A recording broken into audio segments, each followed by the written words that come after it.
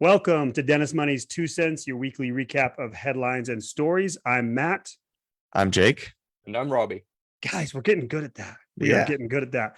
It's good to see you. Anyone that's listening maybe live is going to be like, hey, why are you guys going early? Well, normally we do this Tuesday afternoon.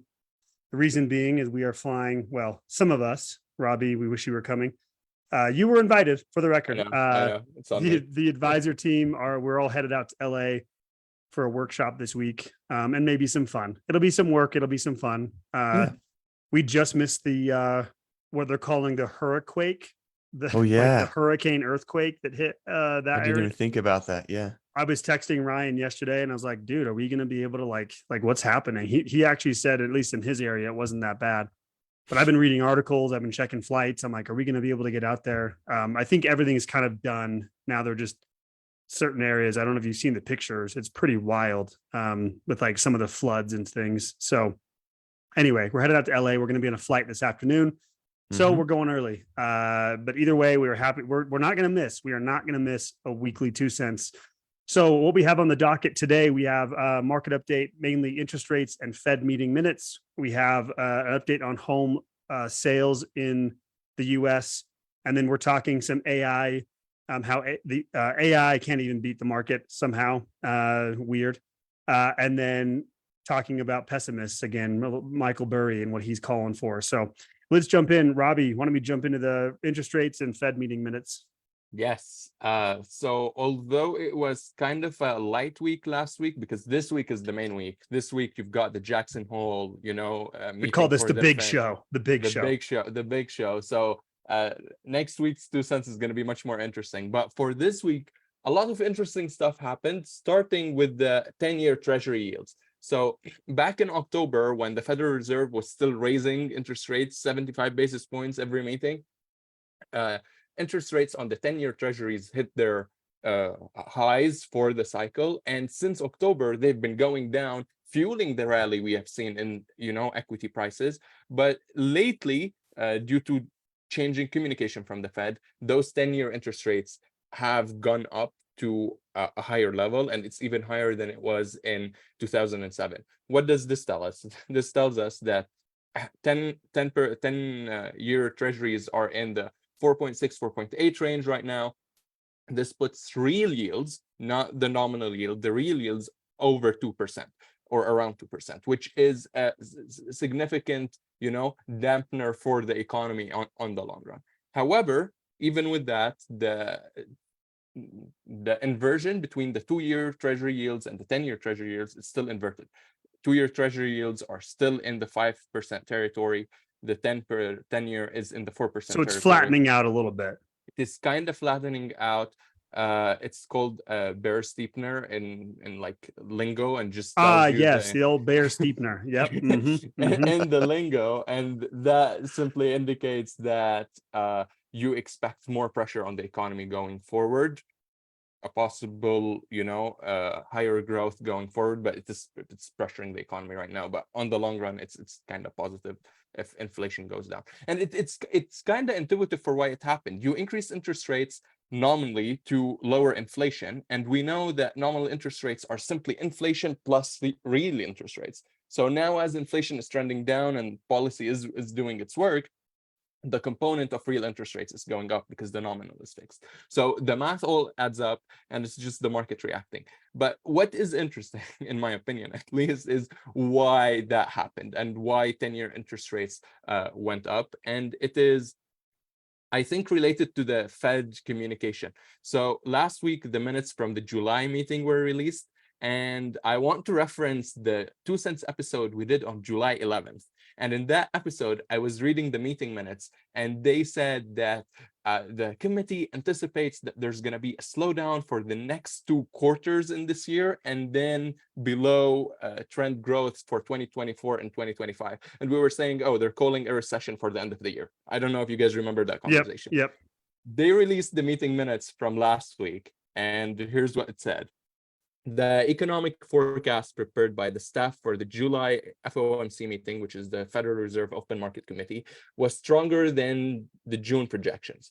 Since the emergence of stress in the banking sector in mid-March, indicators of spending and real activity have come in stronger than anticipated. As a result, the staff no longer judged that the economy would enter a mild recession towards the end of the year. However, the staff continued to expect that real GDP growth in 2024 and 2025 would run below their estimate of potential output growth, leading to a small increase in the unemployment and blah, blah, blah, blah, blah. So I They're found it backing very off a funny. little. They're They're backing off a backing little. off a little. They're saying, "Oh, a recession is not going to happen." Over the course of a month, right? This is a month. They A month. completely changed their opinion in Like, 1 month. yeah, like 5 weeks. Yeah. Yeah, like this is literally what the Fed published. I'm not like making this up. And I kind of find it funny. Like if you were a day trader, you have headache because not even the Fed knows how this is going to play out. But if you are a globally diversified, investor, you're just sitting on the sideline seeing the market go up, and like 10-year interest rates going up in real terms, it's just indicator that there's a future growth without having to incur trading costs, which I found incredibly interesting. It just go like there's a famous quote. It's like forecasters don't predict because they know, it's because they're asked, right? It's like the same thing with the Fed. It's like they're like you're saying, Jake, 5 weeks, right? Yeah. And they're completely changing. I mean, they always always have a vague enough language to like leave the door open for going one way or the other. They don't ever get like, but that's pretty clear. They're basically saying we don't expect a recession anymore. Where 5 weeks ago they were calling for that. They don't know, they don't know any better than anyone else, and they're only saying it because they're asked. Yeah, I think that's the trap though that we can fall into sometimes, right? Or the average investor can fall into, which is thinking that they do know, or that they just because of their positions, and where they're at is like, oh, they're smarter than me. They've studied this for a long time, which is probably true. But experts, they are just like all of us, with fancier math, right? They don't really know anything when it comes down to it, and so that's why I think that's the point that I would like to make here, which is, yes, these people are smart. They study the markets, but that doesn't mean that they can predict where it's going. And they have make sure we realize that boatloads of information, right? They've got all the information at their fingertips. But I think we underestimate the power of randomness and how complex this really is. We want it to make sense. We want narratives that make sense, stories that make sense. That all happens in our human brains want a narrative that makes sense. But a lot of times, and most of the time, it doesn't, and we can't predict it. Even the Fed, who has all the information in the world, can't predict this. So as of today, we're saying no recession now, basically. Is that there's no recession on the most anticipated recession in human history. Yeah. Yes, for the record, that has always been my stance. Not that I know anything more than anybody else, but I said, yeah, if we are going to have a recession, this will be the first one ever that everyone has predicted. Everyone predicted. Right? Here's the irony. The peak of recession talk, I think, was probably about a month ago, right? Like all year, right? Going into this year, probably it was like just this constant noise around recession. Everyone was calling for it, right? Now it's kind of flipping a little. The irony is going to be that now the Fed, everyone's backing off, like no recession, and then there'll be a recession in like December. Yeah. So and everyone's gonna be like, see, we called it. So okay, that's great. Rabih, anything else to add on the interest rates or Fed meeting minutes? Nothing. I said last week that I'm going to be monitoring the China situation for you guys. Yeah. So nothing really much changed, but now months to date, China is down around 12.5% instead of 8% last week. So the sell-off is continuing, although their Federal Reserve, their central bank intervened. But we'll see how that will pan out next week as well. And this is where we just really quick, a quick note on this. We are big proponents of a globally diversified portfolio, owning the world, like owning the global market. And this is where it hurts. Like we are paying the price in our portfolios a little bit, where you're seeing the US dominate the foreign markets. And we get questions from time to time where it's like, why aren't you just owning the US? Right. And we've talked about this a lot. We're not going to go into too great a detail, but this is the cost, right? Right now, we're paying a little bit of the price of owning some of the regions of the world that aren't doing as well. But our take and evidence will show that flips, right? All of a sudden, the US won't do as well, and then the foreign markets do much better, like during the last decade. My favorite definition of diversification is that you're always going to be disappointed in one part of your portfolio, right? That's Always. kind of how it works, right? So it's going to flip and it's going to change.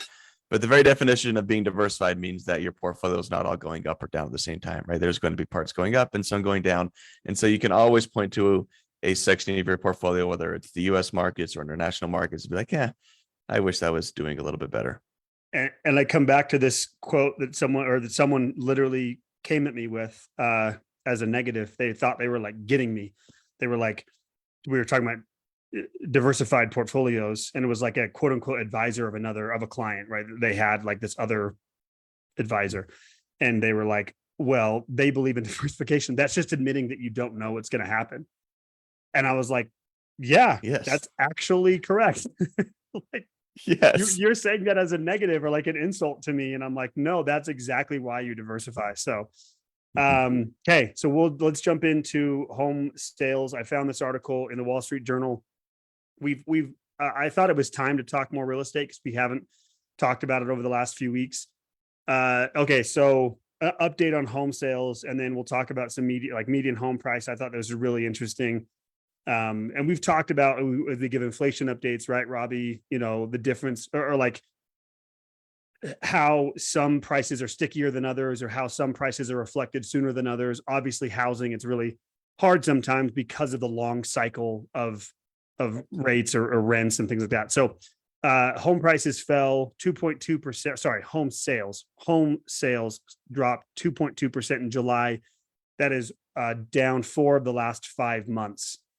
And overall down 16.6% from last July. This is again home sales. Yeah, I saw a stat map from Redfin, I think that said down 20% since last August. Yeah, so this kind was of around there. The article I was reading was from July, but Redfin probably is updating because we're not done obviously through the month, but Redfin probably updates it more often. So yeah, I think you're probably right. It's down like close to 20 or over 20% now for the last year. Well, we'll jump to it really quick. Just to give some regions, right? Because real estate is very regional. The biggest drop in home sales was in the Northeast region of the country, down 6% over the last month for home sales. The only area that actually had home sales rise, shout out to us, the West region. I think we'd be considered the West, up 2.7%. So it actually did rise there. No shock as to why. I don't think it's pretty intuitive as to why, as to what's happening. Mortgage rates for a 30-year mortgage are over 7%, and no one's selling. Inventories are still really high. The supply and demand, inventory is down 15% from last year. So again, this is not like hard to figure out. Mortgage rates are super high. We've said this before, we jokingly, like the new financial flex is your mortgage rate. If you're like in the 3% range, it's like, my mortgage is like 3.4%. It's like, why would I ever sell? Why would I ever move right now unless I absolutely had to? And then you add the fact that builders were so spooked by 0809, right? I have some people very close to me that are home builders. They were so spooked from what happened in 0809 where they were caught holding the bag. There's a lot of large home builders like in Utah that I know personally that stopped building. They paused projects like last year because they were so worried about what was happening. They were kind of anticipating, which has led to even lower inventories. So again, no shock. Any thoughts you guys have on any of this? Well, I just have a quick example. Like you mentioned the interest rate thing, right? So I bought my house in the middle of 2021. So basically 2 years ago today, right? I remember those conversations, Jake. Yeah. I remember those I had this will be I guess if you want to brag about it, my house, I have a 3% mortgage rate on my house, right? At that time. Flex on them. So in just 2 years, right? Mortgage rates now, I think I saw the other day, are like 7.5% is the average mortgage rate across the country. So if you would have bought my same house, like just for the same price it was in 2021, 2 years ago till today, it would cost me 65% more. My mortgage payments would be 65% higher over the course of 2 years, which is just kind of crazy how expensive these houses have got. And so typically, like you said, Matt, when interest rates rise or mortgage rates go up, house prices will come down, right? That's just kind of historically, that's what's happened. But as you mentioned, Matt, just because of everyone not wanting to sell, inventory being so low, these house prices have remained so resilient and have not dropped down despite this crazy spike in rates. And so, yeah, no wonder people are buying houses because it's just so dang expensive to buy a house right now because prices aren't dropping. Well, to that point, Jake, this is exactly why. And again, not just like we were saying earlier, not claiming we know any better than anyone else. But when people were talking about this, and even prior to rates going up, right? I talked to a lot of people. So Salt Lake City, like a lot of other cities, was just going gangbusters, right? Over the last 4 or 5 years, Salt Lake has just been exploding, right? Home prices are like doubling, tripling in some areas. It's wild. And so many people I would talk to, just friends, whatever, would say, oh man, this is another 0809. Like here it comes again.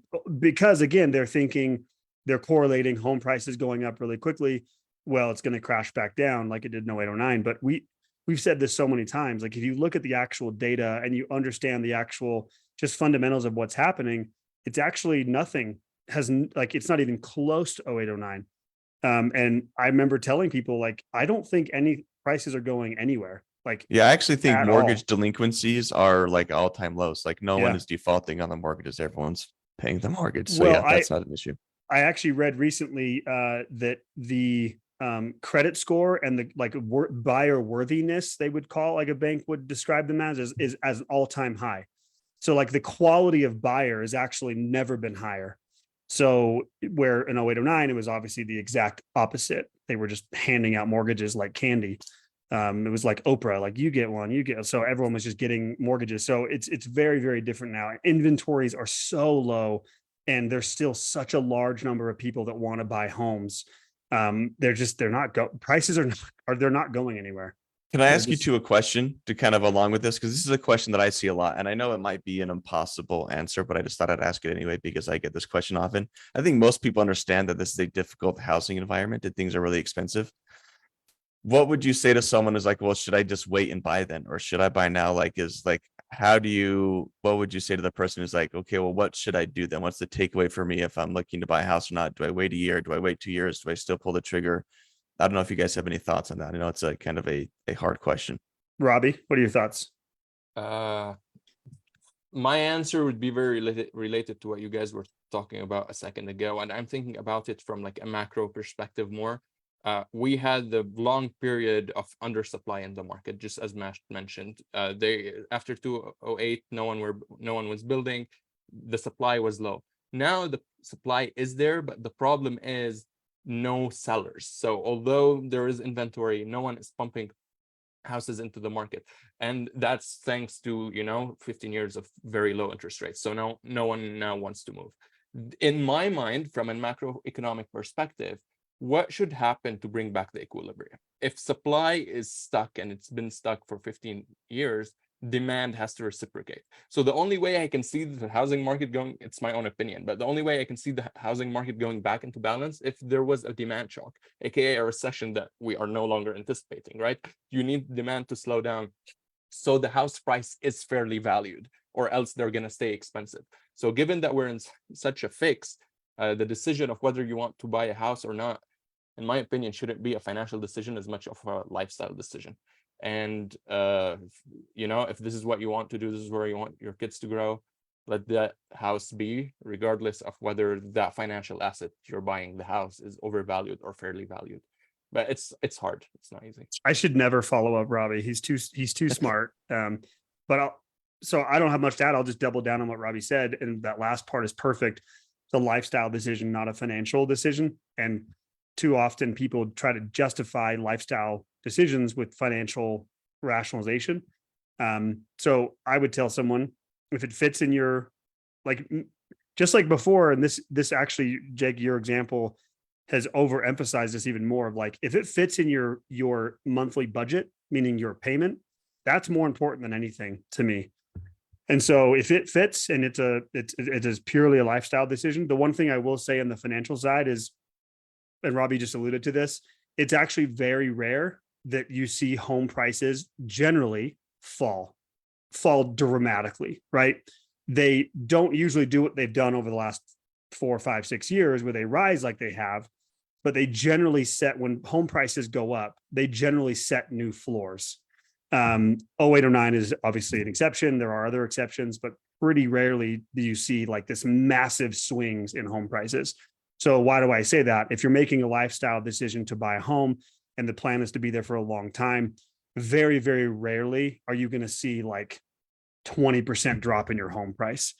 Doesn't mean you're going to make money on it, but it doesn't mean you're going to see like massive drops. If you're waiting to get in, if you're like one of those people saying, I'm waiting for home prices to drop 20% over the next year. Not going to happen. I don't know. I don't know if I recommend that. I would echo what you guys just said. Again, it is a lifestyle decision. Sometimes you have to move, right, for a new job, or maybe there's a better opportunity, or your family's growing, right? It is a lifestyle decision. The one note I would make is I've just heard peripherally people talk about, well, I'm going to get into this house.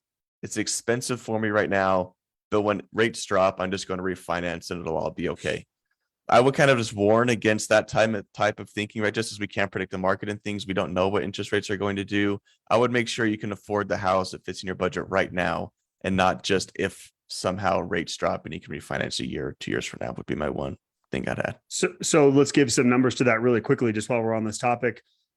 Debt to income ratio, specifically for housing, is what the number we would look at. What percentage of your income is going towards your house? Just easy numbers here. Let's say you're making $10,000 a month, right? And what percentage of that $10,000, let's say $2,000 of it is going towards all housing costs.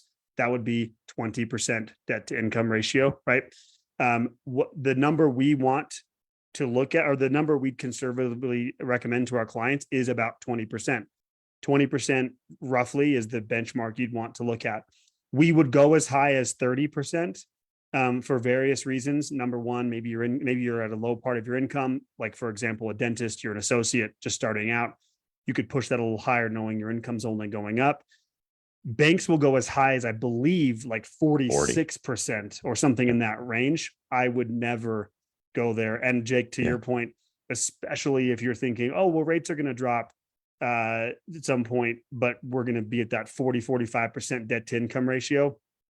I would be very, very careful of that.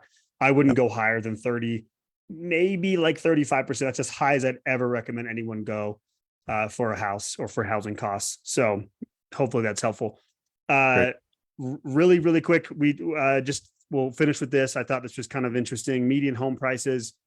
Did I already mention this? Median home prices in America they're up 2% in July, over $406,000 for median home price in America. Basically, the starter home is going away, unfortunately, at least in some areas. I also found, I was interested in what are the counties or the areas of the country that have the highest median home price, because I just was curious. The 5 highest: San Mateo County in California. By the way, 4 of the 5 are in California. San Mateo County, 1.582 million is the median home price. Nantucket County in Massachusetts, 1.5 million. Santa Clara County, again, 1.5. Marin County, California, just under 1.5. And then San Francisco is 1.5. So, do you know where San Mateo County is, Matt? Like, what is that by? San Mateo is Northern California, I believe, near San Francisco area, I believe. I'm going to get yelled at just like I did for my chicken fried steak take. But San Mateo is in that area, I believe, like Palo Alto kind of region. Yeah. Anyway, 4 of the 5 in California. There you go. All right, we will finish. Jake, let's hit yours really quick. A couple things you wanted to talk about. We could do this quickly. I just found this interesting. So I saw a chart, which was plotting the S&P 500 performance since the beginning of the year, and then it had 7 AI-powered funds here. So these are funds that have been created, and AI is kind of making the decisions and trading in these models for them. There's like 7, I think, of the biggest AI funds here, and every single one of the 7 has underperformed the S&P 500 so far this year. Now it's a very small sample size, right? We're at 8 months here, 9 months. So it's a small sample size. Take this with a grain of salt. I just found it interesting. We've kind of been in this AI craze. And the point that I really think is cool is I'm assuming these AI models are kind of smarter than we are, and more of like a technical standpoint, right? They probably have, these models have like all this market data and history, trading strategies. They have access to every single news article the second it's posted, right? Like, they are kind of up to date on everything. These models have access to all this knowledge, and yet they still can't outperform the overall market. So I kind of just thought to myself, like, what chance do we have? Like if we think we're so smart that we can kind of outperform or outperform what the market's doing, these AI models have access to all this knowledge, and still it's not quite Does it working out say so far. by how much, Jake? I'm just curious. Like This what's doesn't. It doesn't show the Oh wait, it does here.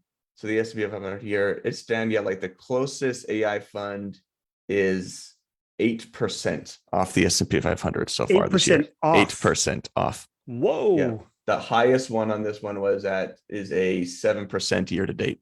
Woo. Okay.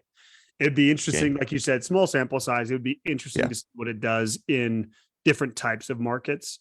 I'm assuming we will, right? I'm assuming these AI funds are never going to go yeah. away. People are always going to use some machine learning to try and outperform the market. Yeah, so small sample size, take it with a grain of salt. But yeah, it is interesting though. Rabih's brain is turning. The wheels are turning.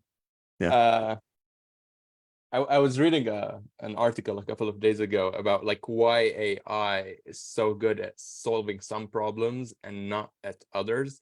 Like you can never dream about beating an AI in a game of chess. And chess is a complicated game with billions. Challenge accepted, Rabih. Challenge accepted. I wouldn't beat an 8-year-old in chess. So whereas in the markets, and this is a proof, sorry, they are not able to beat the market. And I think we have to zoom out and understand the game. Like in a chess, the number of possibilities is limited. It is a close-ended problem that we are trying to solve. Whereas with the market, it's a chessboard that keeps expanding with time, right? It's from like a very abstract perspective.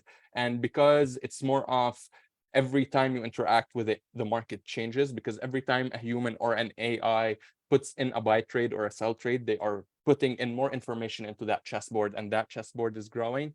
It is mathematically impossible to contain it and see all the possible positions out there. So from more of like an abstract perspective, it is logically impossible for a human or an AI who is both part of a system and outside the system interacting with it to actually predict it. So I hope I get proven wrong one day, but like this is what, in deduction about like the structure of the market tells us on whether it can be beaten or not. Well, and I've heard that several times, right? With AI, to your point, Rabih, of like logical problem sets, brilliant. Abstract problem sets or abstract thoughts or ideas, it's like we're not even at level 1 with AI. Like it doesn't do that. So yeah, what came to my mind is a Morgan Housel quote, kind of on this trying to predict the market. I think he has something. This isn't going to be exactly it, but he's like, we can't get around the fact that all of our knowledge is about what's happened in the past, and all of our decisions need to be made about what's going to happen in the future. And that's kind of just like an irreconcilable fact there. So it's like the stock market, we could have all this knowledge and trends and all these different things, but really to be able to outperform the market over time, you need to be able to predict the future, which I just don't think we've quite figured out yet, right? Which is always going to be the biggest problem, is we can't predict the future. Well, and as our boy Nassim Taleb always talks about, we are often fooled by randomness, right? He has a whole book about it. So speaking of predicting the market, we'll finish with this. Jake, you had another take, right, about Michael Burry, our guy. Yeah, it's in the same vein of trying to outperform the market and trying to make more money. Michael Burry, if that name rings a bell to you, is the famous investor who shorted the housing market in 2008 and made a lot of money. There is a very popular movie about this called The Big Short. It's actually one of my favorite movies. I love that movie. I think it's just really well made.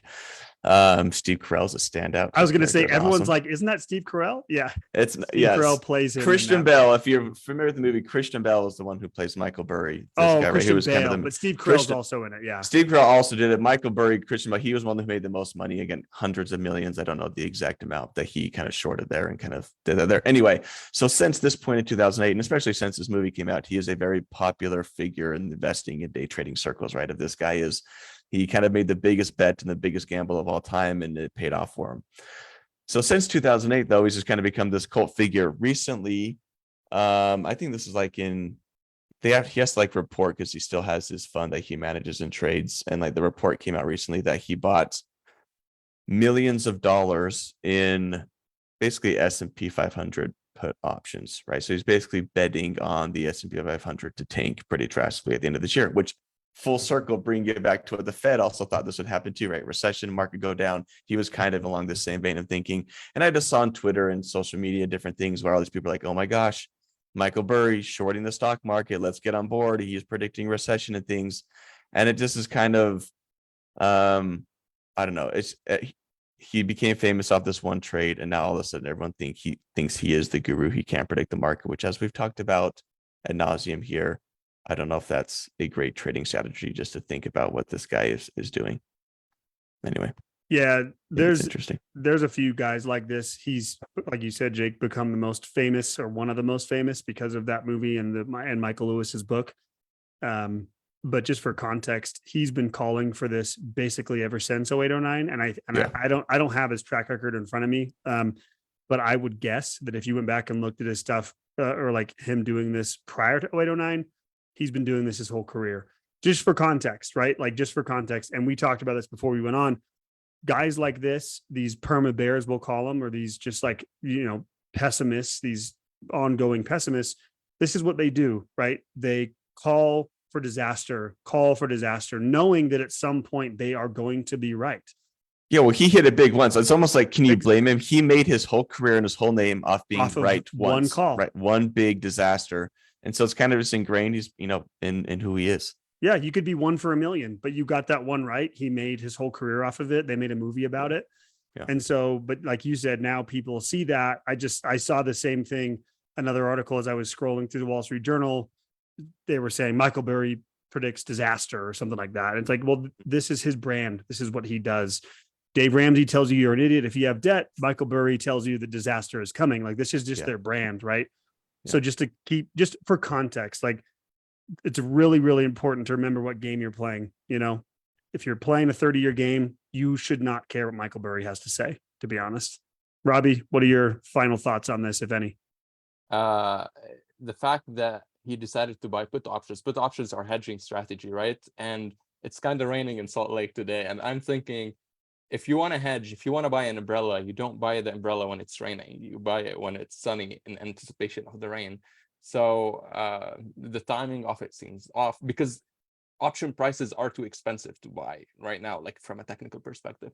So it might be just a brand stunt, like you just said, or it might be something that works out. But proper portfolio management would tell you that you don't cherry pick when you want to hedge. You should always be hedged. Yeah. And just, again, think he's a trader. He's not a trader like to the country. He's a trader.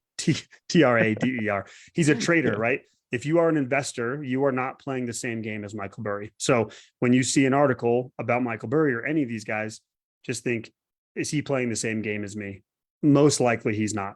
So just keep that in mind. Yeah, it's just like someone, this is an extreme example, but it's like someone, if you go to a casino and you go to the roulette table and one of your friends put down $10,000 on black and they hit it once and they're feeling awesome. And then it's like, okay, are we going to trust them? Like, we just think we have to put on black every single time. Yeah. It's like there, but then it's like, okay, well, he's just going to keep saying it's going to be black. It's going to be black. And there's no guarantee that that's going to be the case. Anyway. Yeah. It's a good point. Okay, guys, that was a lot. We covered a lot. Hopefully it was helpful. That was our 2 cents. We'll be back regularly scheduled program next week, Tuesday afternoon. So if you're listening live, really appreciate it. For listening on the podcast, also appreciate you again. Hopefully it was helpful. Have a great week. Take care.